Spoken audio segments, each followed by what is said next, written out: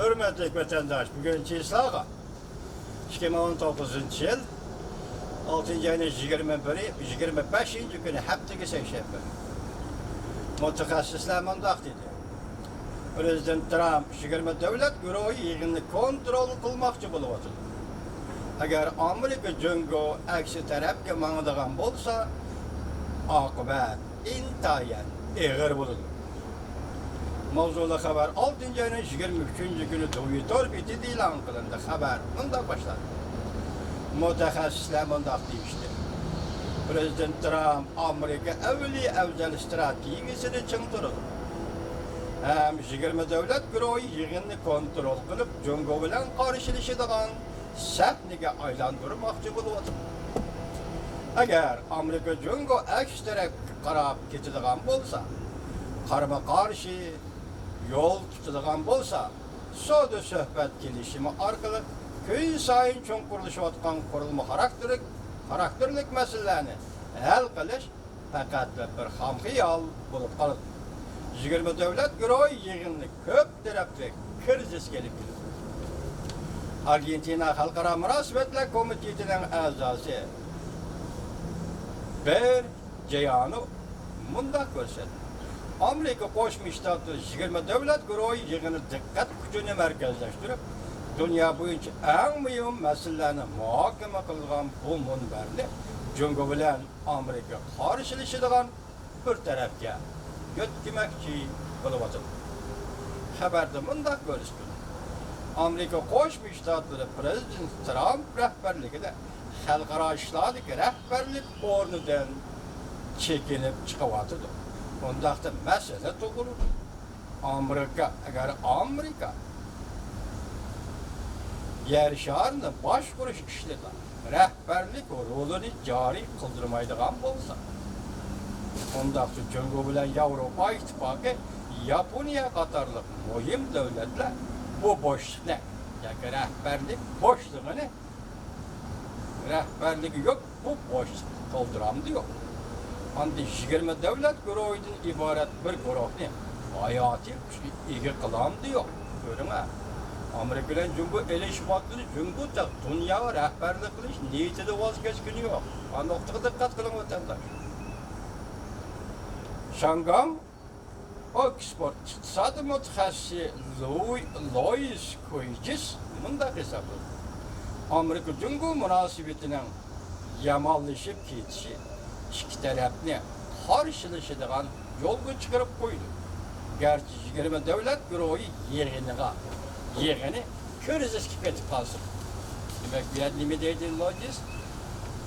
20 davlat guruhi yig'ini ko'rizishga ketib qolsa-mu, Amerika bilan jungo o'qatim qarshilashadigan yo'lga chiqadi. Yana bir xabar shundan qo'shimcha. Amerika jungoning haqiqiy qiyofatini ko'rib yetdi. Savdo urushi qilish arziydigan ishda.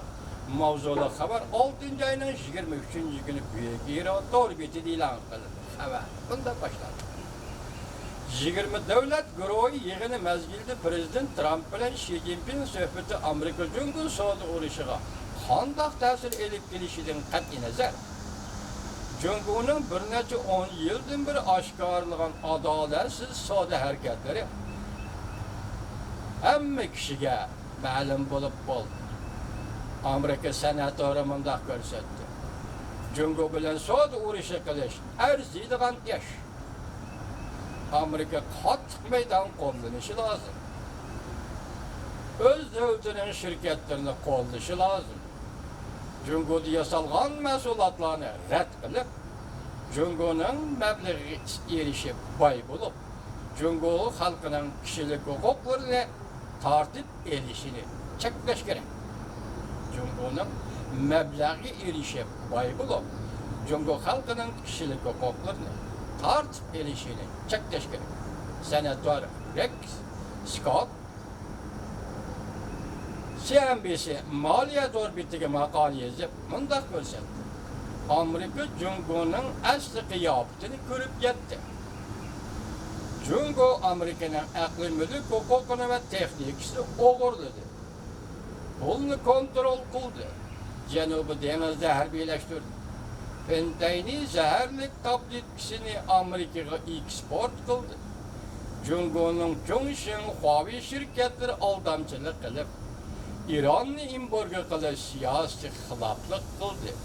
Kishilik huquqni izchil dafshanda qildi. Söz, matbuot erkinligini bostirdi. Senator Scott bunda ko'rsatdi. Amerikaning siyosiy yo'llari ko'z oldirib ishlarga band bo'lib qoldi. Uzun bilan hisoblashmadi. Bu mundaq hisobladi. Garchi hozir Saudiya urushi jarayonida Amerikaga oz to'la zarar yetgan bo'lsa-mu, lekin bu Saudiya urushi intayin qilishga tegishli arziydigan Saudiya urushi edi. Keyin tarqagandan keyin tartqicha hozir tartqilib. Saudiya urushi arziydigan urush. Senator Scott maqolasida davomlashtirib mundaq ko'rsatdi. Agar biz amaliy tadbir qo'llanib, biz duch kelgan eng zo'r geopolitik raqobatchiga taqobil turdikanmiz, hozir oz to'la zararga uchraydiganligimiz bu arziydigan ish.